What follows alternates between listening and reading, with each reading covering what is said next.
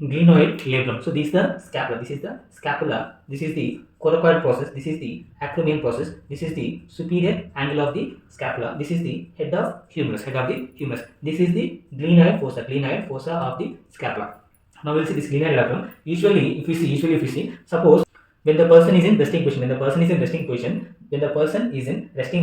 the humerus is not going to be complete contact with the glenoid fossa. When the person is in resting position, that means if one person is the head, the neck, and this is the trunk. So here, imagine this is the scapula, this is our humerus. Okay, when the person is in normal standing position, the humerus is in complete contact with the glenoid fossa. So here the point is, always the head of the humerus will rest. See, this is the inferior portion of the head of the humerus, this is the superior portion of the head of the humerus. This is inferior portion of the glenoid fossa, this is superior portion of the glenoid fossa. Always the inferior portion of the head of the humerus will be rest or situated on the inferior glenoid fossa. The superiorly, it is not going to be that contact with the superior fossa, but inferiorly the head of the humerus will always place contact with the inferior angle of the otherwise inferior it will be contacted to the glenoid fossa. And that too, here the congruency, okay, the facet mean here the glenoid fossa, it is very less compared to the size of the head of the humerus, So to increase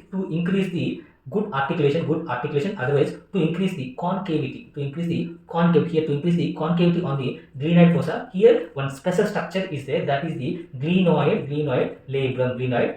The glenoid labrum, what it will do, the glenoid labrum is going to increase the concavity, so that the large head of the humerus can articulate with the glenoid labrum. And that too, the glenoid labrum is a immovable structure, it is not going to move, and at the same time superiorly the glenoid labrum is loose. Little loose but immovable. If you see glenoid labrum inferiorly, it is very thinly attached to the inferior glenoid fossa. So it is inferiorly, it is very tightly attached to the glenoid fossa. And one more special point is there here. Here the glenoid labrum in old days traditionally they used to mean, some authors they used to tell like this structure, they used to tell like it is a synovial